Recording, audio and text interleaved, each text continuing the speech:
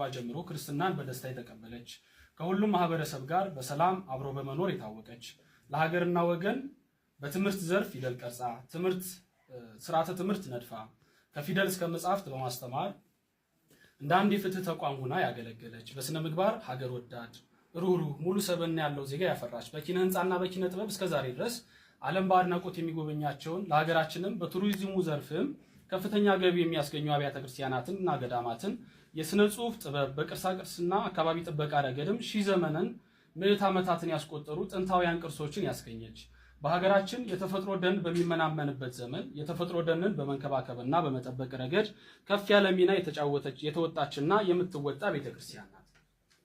ነገር ግን ባለቤቷ እና ራሷ የሆነው ክርስቶስ እንደተናገረ ነገሮች ሁሉ አልጋ ባልጋ ሳይሆኑ በብዙ መከራ ውስጥ 2000 ዘመናትን አልፋ እዚህ ደርሳለች። በዚህም ዘመን በብዙ መልኩ ከዓለም መከራን የተቀበለች ትገኛለች። ከመከራዎቿ መካከልም ዋናውና አሳሳቢ ሁኔታ ላይ የሚገኘው የምዕመናን በግፍ መገደል፣ መሰደድ፣ ሀብት ንብረታቸው መዘረፍ እና የአብያተ ክርስቲያናትን መውደም ነው። ከአንድ ዓመት በፊትና 2018 ዓመተ ምህረት ብቻ እንኳን በምዕራብ ሐረርጌ ሀገረ ስብከት በአሰቦት ገዳም በአበው መነኮሳት ላይ ግድያ ተፈጽሟል። በምስራቅ ሸዋ ሀገረ ስብከት በዝቋላ ደብረ ከዋክብት አቡነ ገብረ መንፈስ ቅዱስ አንድነት ገዳም መናንያን ከየበዓታቸው ተወስደው በግፍ ተገድለዋል።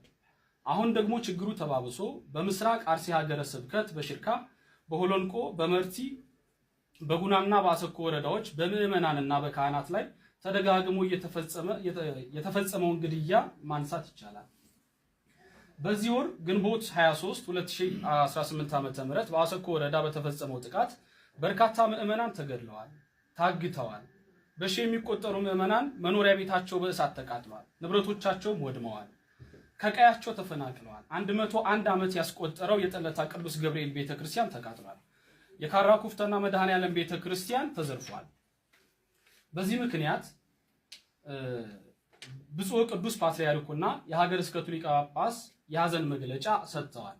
እኛም የቅድስት ሥላሴ ዩኒቨርሲቲ ደቀ መዛሙርት የቤተክርስቲያኑ ልጆች እንደመሆናችን ሁላችንም በዚህ እኩይና ጸያፍ ድርጊት የተሰማንን ጥልቅ ሐዘን በብፁዕ አባታችን ፊት እንገልጻለን።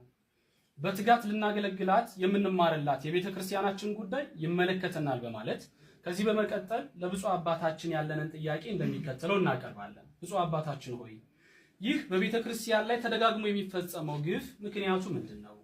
እስከ መቼስ ይቀጥላል? የሚያስቆመውስ ማን ነው? እኛስ በግፍ እየተገደልን ዝምታችን የሚቀጥለው እስከ መቼ ነው? በቤተክርስቲያን ልጆች ላይ በምዕመናን ላይ በየጊዜው እየተፈጸመ ያለው የስነ ልቦና ጥቃት፣ የአካል ጉዳት፣